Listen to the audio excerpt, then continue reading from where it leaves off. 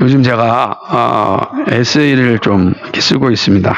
딱딱한 글이 아니라 좀 편안한 글을 써서 좀 나눠보자라는 마음으로 에세이를 쓰고 있는데, 에세이라는 게 그런 거 아닙니까? 일상생활 속에서 일어난 일들을 쓰는 거 아니겠습니까? 아마 여러분이 이번에 읽고 있는 김영석 교수님의 그 에세이처럼 편안하게 읽으면서 삶의 모습이 이렇구나라고 하는 것을 배우고 있듯이 그런 책을 한번 써보자. 그래서 글을 쓰고 있습니다. 주로 일상에서 경험했던 내용들인데, 그 글 가운데 특별히 제가 초등학교 때부터 고등학교까지 만났던 선생님들에 대한 이야기를 이렇게 계속해서 이렇게 써놨습니다.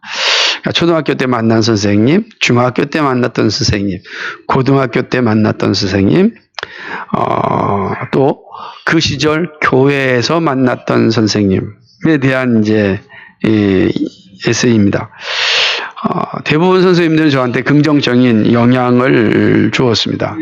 근데 제 기억에 또렷이 남는, 저에게 가장 큰 부정적인 영향을 미쳤던 선생님이 아주 뚜렷하게 아주 각인되어져 있습니다. 제가 노래할 때마다 항상 그 선생님이 오버랩됩니다.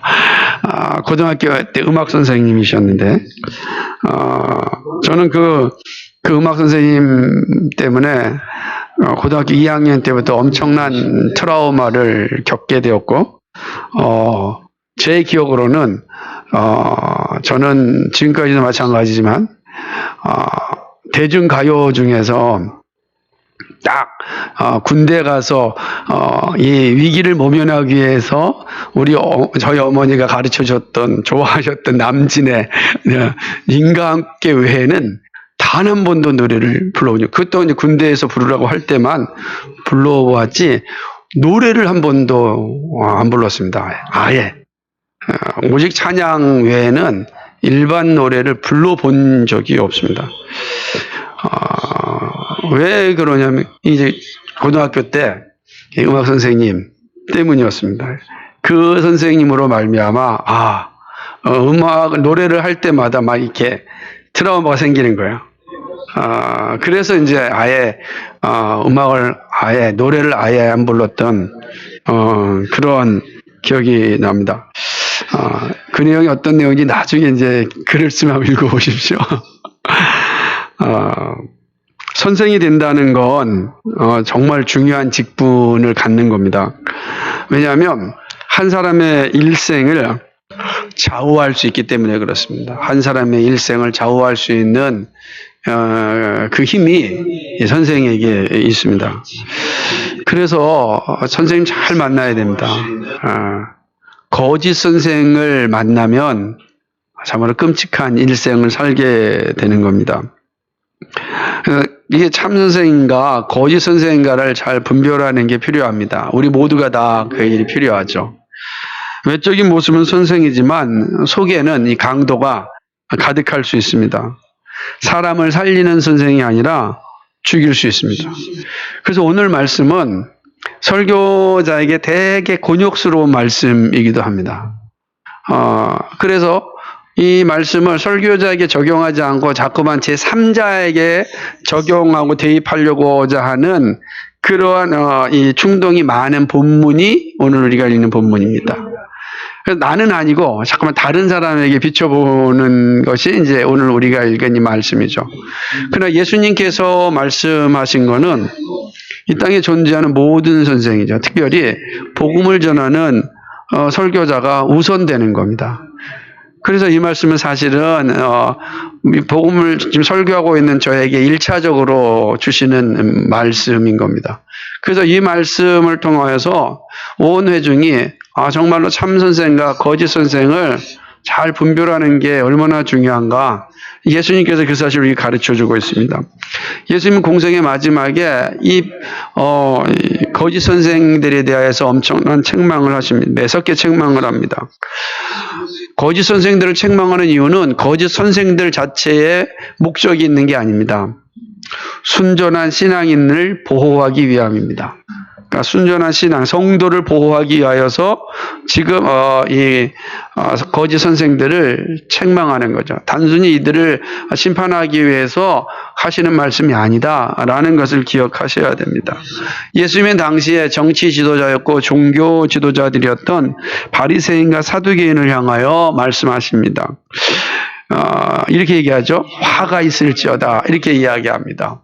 화가 있다라고 하는 건 비통하다, 고통이 있다, 슬픔이 있을 것이다 이런 말이 되는 겁니다. 일반적으로 표현한다면 심판이 있을 것이다 라고 하는 거. 이 심판이 있을 것이다. 바리새인들과 사두개인들이여 너희에게 심판이 있을 것이다. 이렇게 말씀하는 것이죠. 당시에 최고의 부귀와 권력을 누리고 있는 이들을 향하여 예수님께서 이렇게 말씀하시는 겁니다. 너희의 기쁨이 변하여 슬픔이 될 것이고 너희의 즐거움이 변하여 비통함이 될 것이다. 이렇게 말씀하는 거죠. 지금 잘 나가고 있습니다. 무엇 하나 부러울 것이 없는 그런 삶을 살아가고 있는 이 정치 지도자, 종교 지도자들을 향하여서 예수님께서는 너희의 그 즐거움이 비통함으로 너희의 기쁨이 극한의 슬픔으로 바뀔 것이다. 이렇게 말씀하는 것입니다. 도대체 이들은 왜 이렇게 심판을 받아야 되는가? 예수님은 그 이유를 차례대로 설명을 합니다. 사두개인들과 바리새인들은 사람들을 천국으로 인도하는 그런 직분을 가진 사람들입니다. 그런데 그런 직분을 가졌음에도 불구하고 천국에 들어가지도 않고 또 들어가게도 하지 못하게 하였습니다. 이게 얼마나 끔찍한 일입니까? 자, 다시 한번 생각해 봅시다. 바리새인들과 서기관들이라고 하는 이 직분을 가진 사람들은 말씀을 가르치는 사람들이에요. 당시에 율법을 가르치는 그런 직분을 가지고 있었습니다. 그게 얼마나 중요합니까? 말씀을 통하여서 구원이 오기 때문에 바른 말씀을 가르치면은 자기도 구원에 들어가고 그 말씀을 듣는 자들도 구원의 자리에 이르게 되는 것입니다. 그런데 이들은 바른 말씀, 복음을 전하지 않았습니다. 그러므로 자신도 구원받지 못하고 다른 이도 구원에 이르게 하지 못한 것입니다. 무슨 말입니까? 이들이 율법을 바르게 알았다고 한다면, 그죠? 정직하게 그 율법에 순종하였다고 한다면 예수님을 메시아로 받아들이고 백성들에게 예수님이 그리스도 되심을, 메시아 되심을 선언하고 그들에게로 예수님에게로 백성들을 인도해야 했습니다. 그런데 이들은 예수님을 메시아로 믿지 않았습니다. 메시아로 믿지 않았고 백성들에게도 예수 그리스도에게로 가지 못하게 막은 것입니다. 오히려 예수 그리스도를 십자가에 못 박혀 죽게 하였습니다. 이게 이들이 범죄죠. 그래서 예수님께서 어떤 일을 하십니까? 천국의 열쇠를 누구한테 주죠? 제자들에게 줍니다. 베드로와 사도들에게 천국의 열쇠를 주는 거죠. 그들이 전한 복음을 듣고 믿는 자들에게 천국 백성이 되는 그런 은혜를 주시는 것입니다. 이제 이들도 사도들이 전한 복음을 따라서 구원에 이르냐, 구원에 이르지 못하냐가 결정되는 것입니다. 제자들이 전한 복음을 근거로 하여 이들은 심판받습니다. 그리고 화 있을진저 이제 그 복음에 근거하여 그들은 자신의 심판의 자리에 서게 되는 것입니다. 이게 이들이 모습이었습니다. 또한 예수님은 좀 더 이들의 죄악을 드러냅니다. 이들은요, 선교하는 일에 누구보다도 열심을 내었습니다. 15절을 보게 되면 정말 열심 있게 산 모습들을 보게 되는 것입니다. 바다와 육지를 두루 다녔습니다. 이 말은 이방인 선교에 있어서 이 유대인들이 열심을 내었음을 의미합니다. 실제로요, 로마에 가면은 기독교인 카타콤도 있지만 유대인들의 카타콤도 있거든요. 우리가 꼭 기독교인 카타콤만 있는 걸 생각하는데 그러지 않아요. 유대인들이 다 같이 핍박을 받았기 때문에 유대인들의 카타콤도 있어요. 근데 유대인들의 카타콤에 보면 벽에 가면 다 기록을 해놓잖아요. 그 기록을 보게 되면 자신들이 이방인 선교에 어떠한 성공을 거뒀는지에 대한 기록들이 남겨져 있습니다. 그러니까 이런 걸 볼 때 이들은 정말 열심을 다해서 한 사람을 유대인으로 만들고자 정말 열심을 다한 것을 볼 수 있습니다. 예수님은 이들의 선교에 대하여서 책망하지 않았습니다. 인정하신 겁니다. 저들의 열심, 한 사람을 얻기 위한 저들의 열심을 인정하셨습니다. 그런데 문제는 그렇게 해서 전도한 그 한 사람을 지옥 자식으로 만드는 겁니다. 그렇게 바다와 강을 건너서요, 산을 건너서 정말 다녀서 한 사람을 데려왔는데, 한 사람을 전도했는데, 전도한 그 사람을 천국으로 인도하는 것이 아니라 지옥 자식을 만드는 겁니다. 예수님이 이 사실을 책망하지 않을 수 없었습니다. 끔찍한 겁니다. 얼마나 끔찍합니까? 그렇죠? 여러분 잘 이 장면을 생각해 보셔야 됩니다. 도대체 왜 이런 일이 일어난 겁니까? 이들의 외식 때문입니다. 이들은 한 사람을 전도하는 목적이 하나님께 영광을 돌리는 것이 아니고 그 한 영혼을 구원받게 하는 것이 아니라 자신의 영광을 나타내고 자신의 실적을 쌓아서 사람들로부터 인정받고 싶은 것입니다. 그거 외에는 없는 거예요. 그러므로 하나님의 말씀이 중요한 것이 아닙니다. 그죠? 이러한 외식의 모습은 지금 우리 성경에는 없어요. 14절에는 없죠. 14절은 없는데 고대의 다른 사본에는 이 내용이 기록되어 있어요. 고대의 다른 사본의 14절 내용이 보면, 그러나 위선자인 서기관들과 바리새인들아, 너희에게 화가 있다. 너희가 과부들의 집들을 삼키고 남에게 보이려고 길게 기도하기 때문이다. 그러므로 너희가 더 엄중한 심판을 받을 것이다. 이 위선자들이죠. 그러니까 이 모습이 15절까지 같이 연결되어 있는 거예요. 하나님을 영화롭게 하는 것이 아니라 자신의 영광을 위해서, 자신이 사람들로부터 인정받기 위해서, 그걸 통하면은 그의 지위와 그의 부귀와 그의 명화가 올라가는 겁니다. 그러니까 과부들의 집을 삼키는 거예요. 얼마나 우습습니까? 힘없는 자들의 모든 것들을 갈취하는 자들이다라고 하는 것 아니겠어요? 전도한 사람을 하나님의 자녀가 아니라 바리새인 자신들의 제자로 만드니 배나 지옥 자식으로 만드는 것입니다. 이 끔찍한 일이죠. 이들이 바로 이것이 이들로 하여금 심판에 이르게 되는 것입니다. 뿐만 아닙니다. 바리새인과 서기관을 받을 심판이 또 있습니다. 오늘 본문이 세 가지 내용을 다루고 있어요. 그것은 맹세의 문제에 있어서 백성들을 잘못된 판단에 빠뜨렸기 때문입니다. 맹세의 문제는 명확하게 성경이 말씀해 주고 있습니다. 구약에 의하면은 오직 맹세는 하나님 앞에서 해야 됩니다. 하나님 앞에서 해야 돼요. 예수님은 마태복음 5장 33절과 37절에서 이 맹세에 대해서 분명히 말씀하셨습니다. 그 어떤 것으로도 맹세하지 말고 맹세할 것은 반드시 지켜야 한다라고 하는 말씀이었습니다. 그런데 이런 예수님의 말씀 그리고 구약의 율법을 이 바리새인들은 왜곡하였습니다. 그리고 백성들에게, 성도들에게 잘못 가르쳐서 그들로 하여금 잘못된 신앙의 길에 서게 한 것입니다. 예수님이 이들의 문제를 하나씩 지적합니다. 우선 이들은 맹세할 수 있는 것과 없는 것을 구분합니다. 되게 우습죠?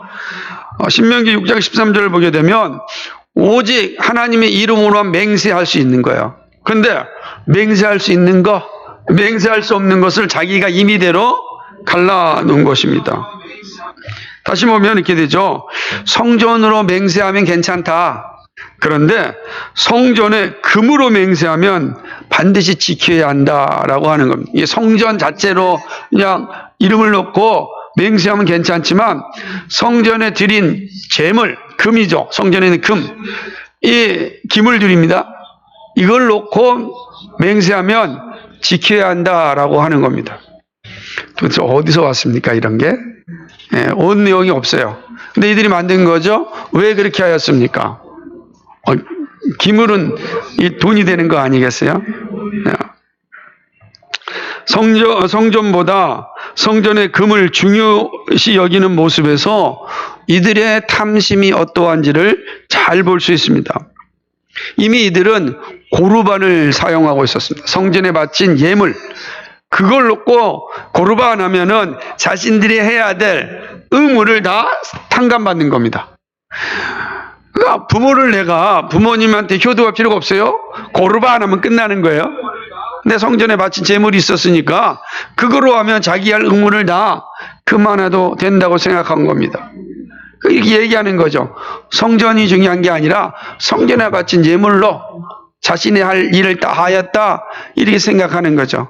그냥 내가 성전을 놓고 혹시라도 맹세하였다면 그거 괜찮다, 그거 지키지 않아도 아무 문제 없어, 이렇게 이야기하는 겁니다.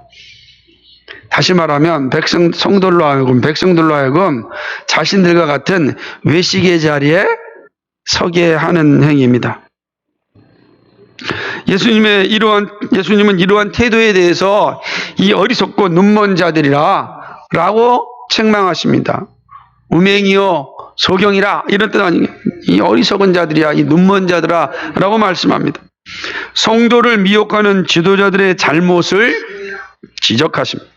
금과 성전, 그리고 예물과 제단, 하늘과 하나님을 대비하여 말씀합니다. 이들 앞에 똑같이 반복해 말하기를 제단을 놓고 맹세하면 뭐 그건 안 지켜도 되지만 제물을 놓고 맹세하면 반드시 지켜야 된다. 이게 얼마나 우습습니까? 하늘로 늘 놓고 맹세하면 안 되는데 하늘 맹세하고 하나님 보호자로는 맹세하지 않으면 이게 얼마나 무슨 일이겠어요? 이렇게 얘기하는 거죠. 예수님이 이렇게 말씀하십니다. 금이 가치가 있는 것은 바로 성전이 있기 때문이다. 또 예물이 의미가 있는 것은 제단이 예물을 거룩하게 하기 때문이다. 그죠? 제물이 왜 존귀하고 중요합니까? 제물을 받으시는 하나님 때문이시죠. 그게 없으면 제물이 무슨 의미가 있겠습니까? 아무 의미가 없는 거예요. 성전이 없는 은금이 무슨 의미가 있겠어요? 이 세상에는 그런 물질들이 너무나 많죠. 똑같이 만들어 버리는 거예요. 이 얘기하는 것입니다. 그러므로 제단으로 맹세한다는 것은 제단 위에 있는 예물과 함께 하는 것이지 제단 따로 예물 따로가 아니다라고 하는 것입니다. 마찬가지로 성전으로 맹세하는 것은 성전과 그 안에 있는 하나님께 하는 것이죠. 성전은 하나님의 집이고 임재의 장소입니다. 성전으로 맹세한다고 할 때 성전과 성전의 부속물과 하나님을 구별할 수가 없는 거예요. 구별해서도 안 되는 거예요. 그러나 이들은 이렇게 구분하여서 편하고 쉽게 신앙생활하게 만든 것이죠. 뿐만 아니라 예수님은 하늘로 맹세하는 이가 있는데 이것은 하늘 그 자체는 맹세하는 것이 아니라 하나님 보좌와 그 보좌에 앉아 계신 분을 두고 맹세하는 것이다, 이렇게 말씀합니다. 하늘 따로 있고 하나님 보좌 따로 있는 게 아니라 우리가 사실은 하늘로 맹세하면 안 돼요. 그죠? 기조세계니까. 그러나 그 뭐예요? 하나님께 맹세하는 거예요. 하나님께 맹세하는 겁니다. 그러니까 결국 예수님께서 무엇이라 말씀하시냐면은 맹세는 작은 것이든 큰 것이든 하나님께 한 것이다. 그리고 하나님께 한 맹세는 반드시 지켜야 한다, 이 말씀하는 거예요. 그런데 바리새인과 서기관들 어떻게 됐습니까? 지킬 맹세와 지키지 않아도 되는 맹세를 구분한 거예요. 편리대로 만든 거예요. 편리대로. 그러니까 이 서기관들과 바리새인들을 따르는 사람들은 얼마나 좋겠어요. 편리대로 하면 돼, 편리대로. 구약의 말씀도 예수님이 하신 말씀도 이들은 철저하게 따르지 아니하였고 왜곡한 것입니다. 어떤 맹세든 하나님 앞에 한 것이라면 다 지켜야 합니다. 이것은 마태복음 5장 33절과 37절의 말씀과 다 같은 의미입니다. 다른 의미가 아니라 똑같은 의미로 지금 그렇게 말씀하고 있는 거예요. 하나님께 한 맹세는 다 지켜야 한다라고 하는 것이죠. 이렇게 예수님은 거짓 선생들의 모습을 들춰내며 책망하십니다. 이 책망은 단지 거짓 선생을 향한 것이 아닙니다. 성도들에게 하시는 말씀입니다. 거짓 선생을 구별할 것을 말씀합니다. 구별하지 않는 것은 그 역시도 성도들이 책임이 있음을 분명히 말씀합니다. 말씀해 주셨기 때문에 우리가 듣지 않았으면은 책임이 없어요. 마치 파수꾼이 적군이 온다라고 말하지 아니하면은 그 안에 있는 사람들에게 사실 책임 없죠. 왜? 말하지 않았는데 알겠어요? 그러니까 그 말하지 않은 파수꾼에게 책임이 있는 거야. 그러나 파수꾼 경비를 보는 사람 아니겠어요? 그러나 파수꾼이 적군이 왔다라고 함에도 불구하고 사람들 듣지 않았다고 한다면 하나님께서 그 피를 파수꾼에게 찾지 않는다 그랬어요. 예수님께서 우리에게 말씀하십니다. 거짓 선생들은 어떤 선생인가? 그 거짓된 선생들 앞에 그대로 있다고 한다면 그 피는 그가 감당해야 될 것을 말씀하는 것입니다. 거짓 선생들이 무엇에 관심을 가지고 있는지 살피고 분별할 것을 말씀합니다. 예수님의 말씀은 아주 송곳 같은 교훈을 주고 계십니다. 자, 그 교훈을 하나씩 좀 살펴봅시다. 첫째는요, 참된 선생과 거짓 선생의 구분은 복음을 전하는 것에 있습니다. 사도적 복음을 전할 때 구원의 역사가 일어납니다. 다시 말하면 예수 그리스도의 십자가의 보혈과 부활을 전하는 것이 참된 복음입니다. 우리를 위하여 죽으신 십자가의 놀라운 은혜, 그리고 죽음 가운데서 살아나신 부활의 역사, 이 복음을 전해야 됩니다. 근데 이 복음은 사람들에게 인기가 없습니다. 인기가 없어요. 그러나 구원에 이르게 합니다. 인기는 없어도 그것만이 구원에 이르는 길입니다. 복음만이 우리로 하여금 구원에 이르게 합니다. 구원에 이르는 길은 다른 길이 없습니다. 그래서 사도 바울이 외친 고백이 무엇입니까? 그리스도의 십자가예요. 갈라디아서 6장 14절에 내게는 우리 주 예수 그리스도의 십자가 외에 결코 자랑할 것이 없다로 선언하지 않습니까? 그리스도의 십자가, 예수님이 나를 위하여 죽으신 그 놀라운 은혜, 그 사실을 믿는 자들에게만 구원이 있기 때문에 그 대단한 지성을 가지고 있었던 바울이 고백합니다. 나는 십자가 외에는 자랑할 게 없다. 사람들이 부끄럽게 여기는 그 십자가, 그러나 나는 그 십자가만을 자랑한다. 거기에 구원이 있기 때문이다. 참된 선생인가 거짓된 선생인가의 구별은 그리스도의 십자가를 전하느냐 전하지 않느냐에 있습니다. 특별히 예수님은 제자들에게 천국의 열쇠를 주었습니다. 제자들이 전하는 복음이 천국에 들어가는 길입니다. 믿음은 들음에서 나기 때문에 그렇습니다. 들음에서 나는 거예요. 듣지 않고선 우리가 고백할 수가 없어요. 근데 무엇을 들어야 됩니까? 복음을 들을 때 구원에 이르게 되는 것입니다. 바울은 그 일을 사도와 목사에게 주었다고 말씀합니다.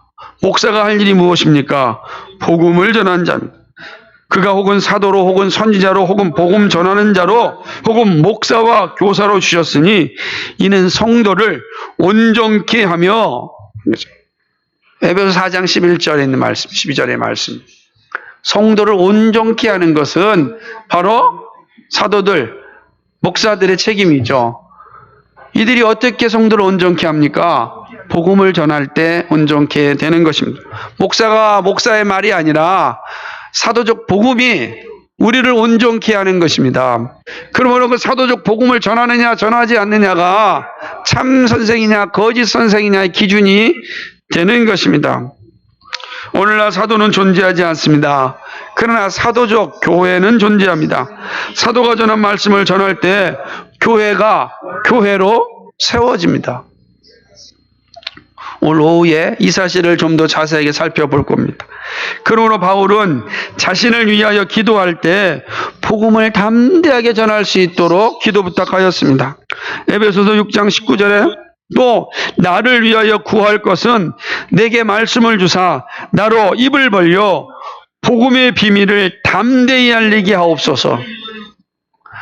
성도들이 목사를 위하여 기도할 것 중에 가장 중심적인 것은 저들이 복음의 비밀을 담대히 전하게 해달라고 기도해야 됩니다. 다른 것을 구하는 것이 아니라 복음을 담대히 전하게 해달라고. 여러분, 참 선생에게 요구하는 것은 복음을 바르게 전하게 해달라는 거예요. 거짓 선생한테 뭘 구합니까? 나의 삶을 잘 되게 윤택하게 이 땅에서 아주 부귀와 명예와 성공과 권력을 누리기 위하여 무당짓 해달라는 겁니다. 그게 거짓 교사들이 잘하는 짓이고, 그렇게 만들어가는 것도 성도들의 모습 가운데 있습니다. 그럼 정말로 우리는 정말 두렵고 떨림으로 있어야 됩니다. 참 선생은 복음의 비밀을 전하는 자입니다. 그러나 거짓 선생은 복음을 전하지 않습니다. 듣는 이들의 귀를 간지럽게 해주는 말을 전합니다. 그래서 함께 천국에 들어가지 못합니다.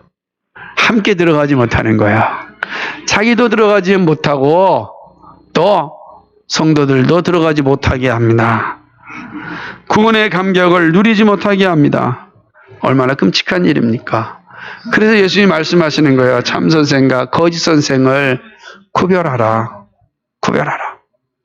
이것이 바로 오늘 이 말씀이 주는 첫 번째 가르침입니다. 두 번째는 참 선생과 거짓 선생의 구분은 신앙의 목적이 무엇이 있는가라고 하는 것이 무언가입니다. 예수님은 바리새인과 서기관들의 전도에 대한 열정을 인정하셨습니다. 선교사들의 삶에 대하여 막 존중하신 겁니다. 전도자의 삶에 대하여 막 인정하신 겁니다. 얼마나 멋집니까? 바다를 건너고 육지를 건너서 고향을 떠나서 타지에 가서 그리스도의 복음을 전하니까 얼마나 열심이고 대단하겠습니까? 대단하겠습니까? 그러나 그러한 열심과 열정이 정말 하나님 앞에 합당하냐라고 하는 것입니다. 정말 그렇게 살고 있느냐라고 하는 것. 가서 도대체 뭐 하냐라고 하는 거죠. 그렇게 산을 넘고 고향을 등져 떠나서 타국에 가서 하는 일이 복음을 전하지 않는다면 자기도 천국에 들어가지 못하고 그 타국에 있는 사람들도 천국에 들어가지 못하게 하는 끔찍한, 배나 더 지옥 자식을 만드는 게 선교사와 전도자들이 하는 일일 수 있다라고 하는 거예요. 이게 얼마나 무서운 말인지 모릅니다.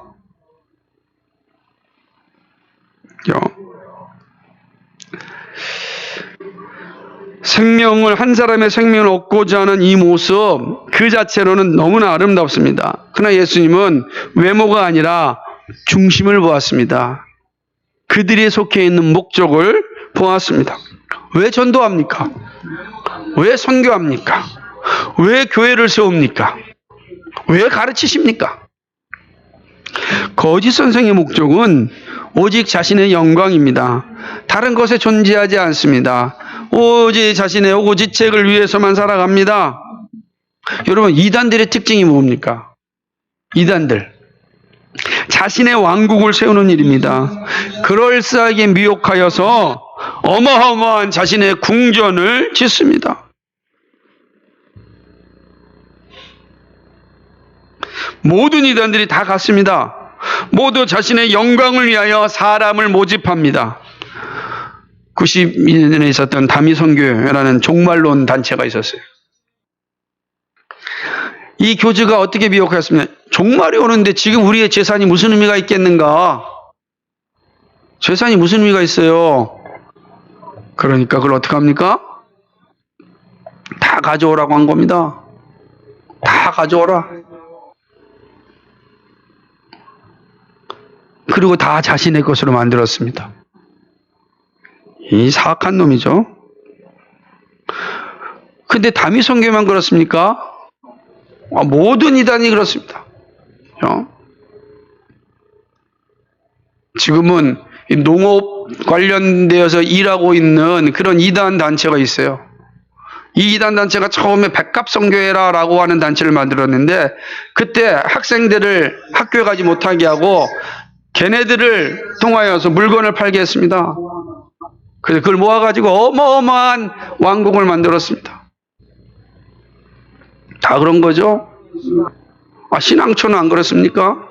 다, 스타킹, 이런 거 팔아가지고 어마어마하게 땅을 사서 자신의 왕국을 만들고 다 자기들끼리 가져가지 않았습니까? 우리가 잘 알고 있는, 통일교도 마찬가지 않습니까? 유명한 일은, 이 서구 아이들 껌 팔아가지고 왕국을 만들었다라고 하는, 비웃는 이야기가, 존재하지 않습니까? 이단들의 공통된 목적은 자신의 왕국을 세우기 위하여 사람을 모으는 일입니다.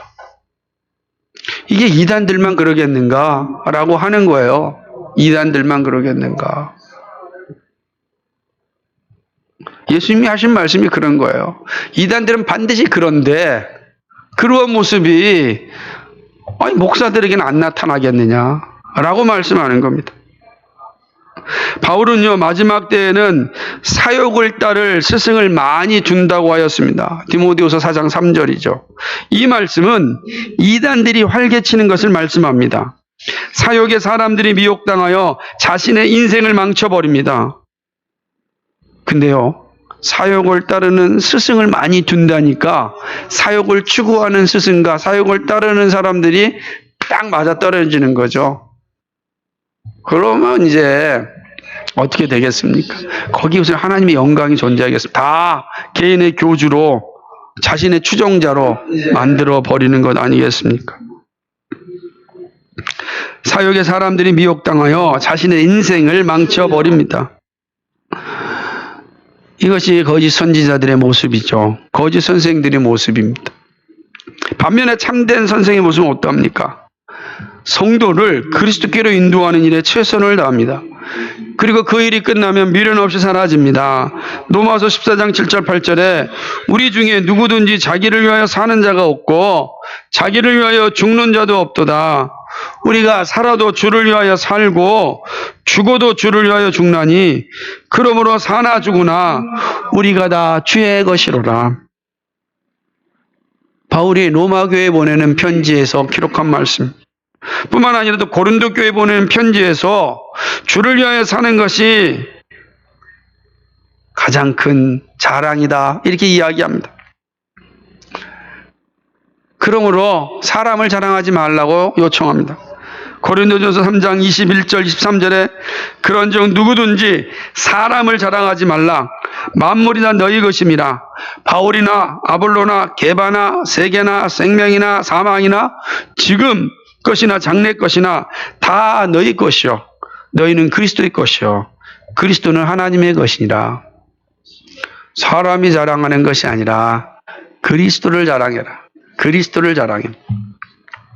참된 선생은 하나님의 영광을 구합니다.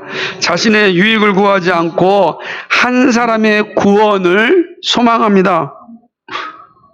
고린도전서 10장 33절에 보면 한 사람의 영혼을 소망하는 것, 그것이 참 선생의 모습이다 라고 이야기합니다. 그러므로 지옥 자식을 만들지 않습니다.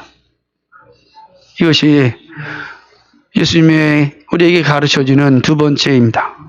마지막 세 번째는 참된 선생과 거짓 선생의 구분은 탐심입니다. 바른 복음을 전하고 한 사람의 영혼을 구하는 일에 열심을 내는 참된 선생에게 나타나는 특징은 죄를 죽이는 열심입니다. 죄를 죽이는 일에 열심을 냅니다. 특별히 탐심과의 싸움은 치열합니다. 탐심은요, 인간의 본성이기 때문에 이 싸움은요, 한번 멈추면 완전히 이 탐욕이 우리를 다 이렇게 삼켜버립니다. 그 참 선생은 이 탐심을 죽이는 일에 온 힘을 다합니다. 왜냐하면 탐심은 우상숭배이기 때문에 그렇습니다.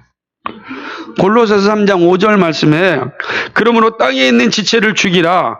곧 음란과 부정과 사욕과 악한 정욕과 탐심이니 탐심은 우상숭배니라. 그러니 참 선생은 이 우상숭배와의 싸움에서 끊임없이 애쓰는 거예요. 죄를 죽이는 일에, 이 죄 죽이는 일에 최선을 다하는 거죠. 죄의 자리에서 벗어나려고 몸부림치는 겁니다. 이 싸움은 정말 치열합니다. 안 그렇습니까, 여러분? 우리 인생 속에서 가장 치열한 싸움이 탐심과의 싸움입니다. 탐심과의 싸움. 여러분, 집을 샀는데 집값이 막 올라가면 막 기쁘고 행복하지 않습니까? 집값 떨어져 보십시오. 마음이 어떻습니까? 낙심 가운데 집값이 떨어지든 오르든 그 내가 살 집인데, 그죠? 그렇게 오르면 다음에 내 자식들은 어디 가서 살려고? 그렇게 올려놓은 사람들이 어디 가서 살려고? 네? 스웨덴에 유명한 어린이 어린 청소년 환경 운동가죠. 툰베리라고 해서 툰베리. 이 툰베리가 유엔에 가서도 이 환경 기후 문제 놓고 연설까지 했어요.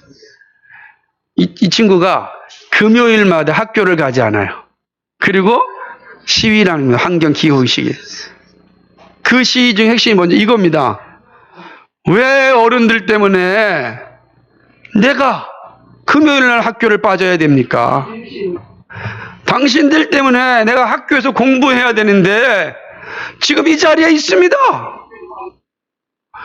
저는 우리 청소년들이 환경운동도 해야 되겠지만 청소년이나 청년들이 정말 이런 의식을 가진 사람이 필요하다고. 당신들 때문에 내가 살 집이 없습니다. 이렇게 올려놓고 당신들의 탐욕 때문에 내가 공부하면 뭐합니까? 공부하면 뭐 하겠어요? 그 탐심 때문에. 안 그렇습니까? 평생 빚쟁이로 살아야 되지 않습니까? 그게 지금 우리 아이들이 사는 세상이에요.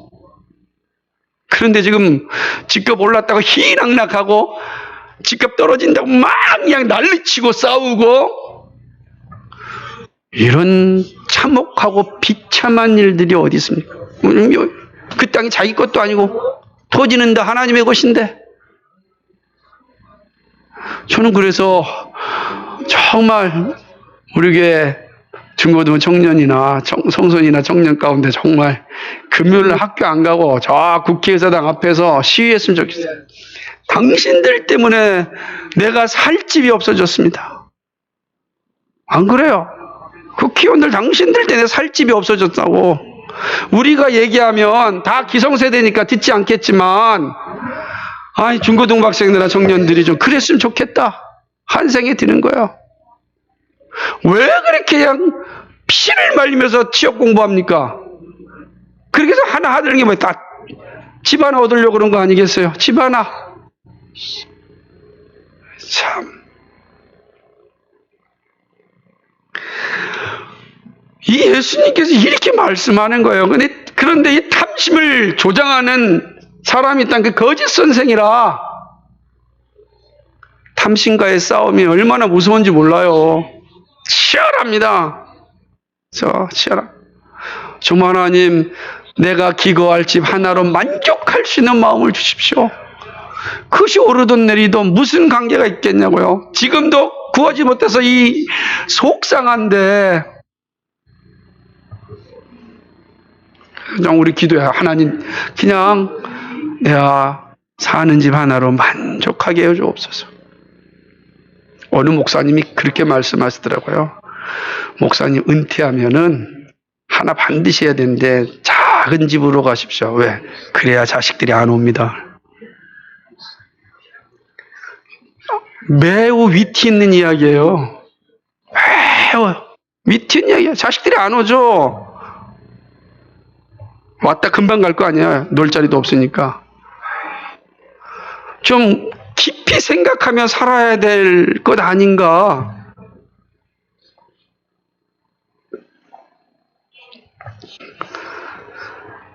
이 탐심과의 싸움을 잠시 멈추면 언제든지 지배를 당하게 됩니다. 바리새인들과 서기관들은 탐심 때문에 하나님의 말씀을 왜곡했습니다. 탐심으로 하나님께 한 맹세도 구속력이 없게 하였습니다. 탐심은요, 옛사람의 모습입니다. 그래서 틈만 주면 옛사람의 자리로 돌아가게 합니다. 거짓 선생은 탐심을 중요하게 여기지 않습니다. 모두가 다 그렇게 살고 있는데 유별나게 왜 그렇게 얘기하냐고 말합니다. 야, 이 세상에 안 그런 사람이 어디 있냐고. 다 그렇게 사는데 왜 당신만 그러냐고. 제발 유별나게 살지 마세요. 이런 말을 듣습니다. 탐심을 강조하지 않으므로 자신도 탐심에서 자유하고자 합니다. 그래서 탐심의 배를 함께 타고 멸망성으로 갑니다. 하지만 참된 선생은 정직하게 탐심이 죄임을 전합니다. 우상 숭배임을 전합니다. 탐심은요, 세상으로 쫓아온 것임을 전합니다. 이 세상에는 모든 것이 육신의 정욕과 안목의 정욕과 이생의 자랑이다. 다 아버지께로 쫓아온 것이 아니라 세상으로 쫓아온 것이라. 요한일서 2장 16절 말씀입니다. 참된 선생은 무릇 그리스도 예수 안에서 경건하게 살고자 하는 자는 핍박을 받는다. 디모데후서 3장 2절 말씀을 전하는 사람입니다. 얼마나 힘들겠어요. 하지만 그 끝에는 영광이 있음을 알려줍니다. 좁은 길을 가는 것이 힘들지만 영광의 길임을 확실하게 전합니다. 그러므로 참된 선생과 거짓 선생은 분명하게 분별할 수 있습니다.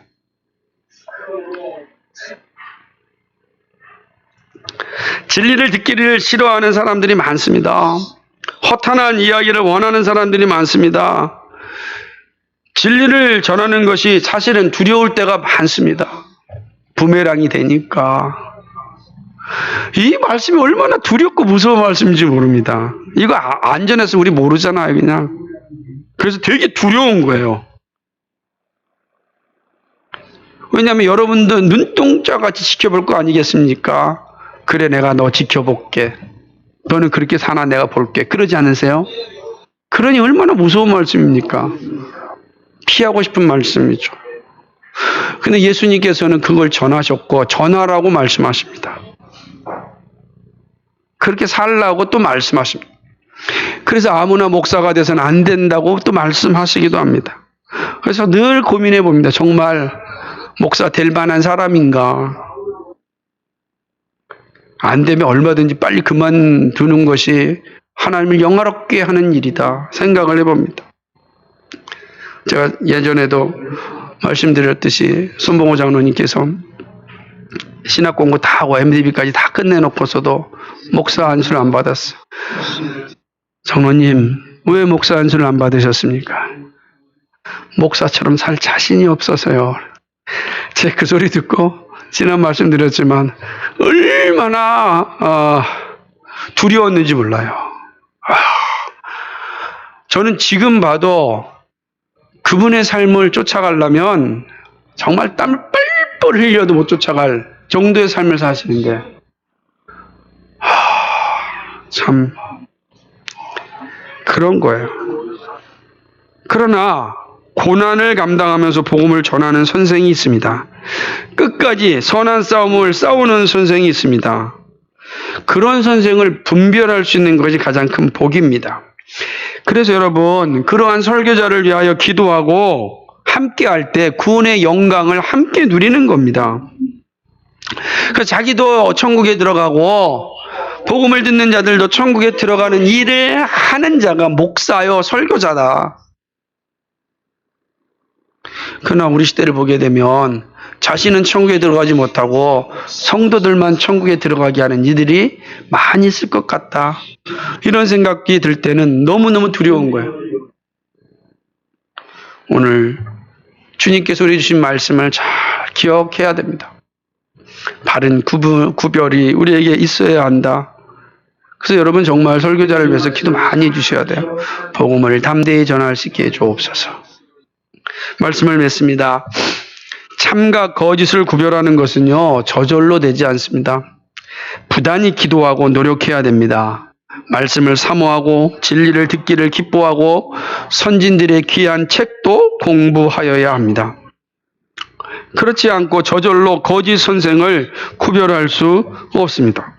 제가 요즘 읽고 있는 책 가운데 하나가 소유권이라고 하는 필리핀에 있는 한 캐톨릭 신부 같아요. 지도자 같은데 그분이 쓴 책입니다. 고대 교부 시대 때 믿음의 선배들이 설교하였던 소유권에 대한 그러한 내용들입니다. 1세기, 2세기에 정말로 믿음의 선배들이 이렇게 분투하였구나. 아주 놀라운 책이었습니다. 그렇습니다. 여러분, 분별을 위해서는 열심히 해야 되는데, 그건 기도하는 것이고, 또 말씀을 사모하는 것이고, 진리를 듣기를 기뻐하고 공부하는 일에 열심을 해야 됩니다.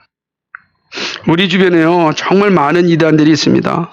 자신들만 지옥 가는 것이 아니라 많은 이들을 천국에 들어가지 못하게 하고 있습니다. 지금도요, 매 달에 2번씩 저 신천지가 저한테 맨날 편지를 보냅니다. 대단하지 않습니까? 계속 보냅니다.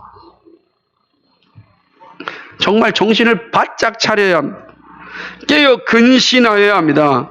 그렇지 아니하면 거짓 유혹에 넘어갈 수 있습니다. 근데 여러분, 탐심과 싸우는 것이 왜 중요하냐면 대부분 이단들은 이 탐심을 자극하여서 진리의 자리에서 떠나게 하거든요. 이 중요한 겁니다. 그러기 위해서 여러분, 설교자를 위해서 기도해 주셔야 합니다. 진리를 전하는 설교자가 이 땅 가운데 많이 세워질 수 있도록 기도해야 됩니다. 복음 위에 세워지는 교회가 될 수 있도록 기도해야 됩니다. 우리 교회는 복음 위에 사도적 교회로서 존재하게 해달라고 기도해야 됩니다. 이렇게 서로 힘쓸 때 어려움이 있고 고난이 있겠지만 그리스도의 교회로 우뚝 세워집니다. 본래의 교회가 세워집니다. 그리스도의 오심을 예비하는 교회로 남게 됩니다. 여러분의 신앙은 정직하십니까? 예수 그리스도께서 나의 죄를 용서하여 주시기 위하여 십자가에서 죽으셨습니다. 그리고 부활하셨습니다. 그 사실을 믿는다면 구원이 임한 것입니다. 천국이 주어졌습니다. 여러분, 그 믿음을 늘 기억하시고 삶의 순간마다 고백할 수 있기를 바랍니다. 바울의 고백처럼 그리스도의 십자가 외에 자랑할 것이 아무것도 없습니다. 이 놀라운 고백이 날마다 떠나지 않기를 소망합니다. 그러기 위해서 날마다 주님께 가까이 다가가십시오. 주님께 다가가시면 우리 주님의 따스한 품이 여러분을 맞이할 것입니다. 이러한 은혜가 이 어려운 시기 가운데 충만하게 넘치기를 주님의 이름으로 축복합니다. 거룩하시고 자비하신 아버지 하나님, 어렵고 힘든 말씀입니다. 그러나 예수님 당시에도 거짓 선생이 있었고 교회사 가운데도 거짓 선생이 있었고 지금도 거짓 선생이 있습니다. 주님은 이 거짓 선생이 판치는 세상 가운데 참 선생을 구별하라고 말씀합니다. 오 아버지여, 아버지의 말씀 앞에 복음을 전하는 참 선생, 오직 하나님의 영광을 위하여 사는 바른 목적을 가진 참 선생, 탐심과 끊임없이 싸우고 오직 주의 백성들을 그리스도께로 인도하기를 기뻐하고 그리스도의 십자가만을 자랑하는 참 선생, 이 땅 가운데 세워주시옵소서. 우리 가운데 세워주시옵소서. 서로가 잘 분별케 하여 주시고 서로를 위하여 기도케 하여 주시고 주님 약속하신 천국의 영광을, 천국의 기쁨을, 천국의 즐거움을 모두가 누리게 해 주옵소서. 감사합니다. 예수 그리스도의 받들어 기도하옵나이다. 아멘.